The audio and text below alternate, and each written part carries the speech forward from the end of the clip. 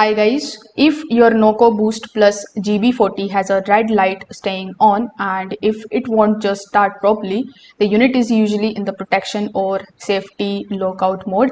So in this guide, you are going to learn what the red light means and how to reset or charge the GB40 safely. So as you can see over here on the NOCO Boost Plus GB40, if you are seeing a solid red light, it often means the reverse polarity detection, low internal charge, or the protection mode.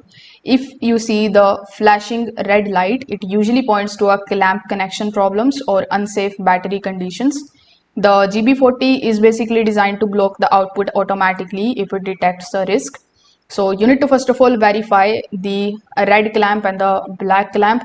So the red clamp is the positive terminal and the black clamp is the negative terminal here. Also make sure that the clamps touch clean metal firmly. The loose or the corded terminals can trigger the safety lockout even if the polarity is correct. Afterwards, you need to connect the GB40 using a quality USB charger which is rated around 2A or higher output. Avoid the weak USB ports from the laptops during troubleshooting because a deeply discharged internal lithium battery may keep the red light active until the adequate charging begins.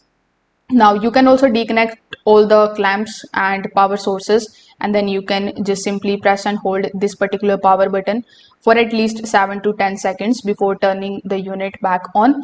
This also going to reset the temporary protection state stored by the internal battery management system. So you can try these methods and see if it is working properly. Thank you.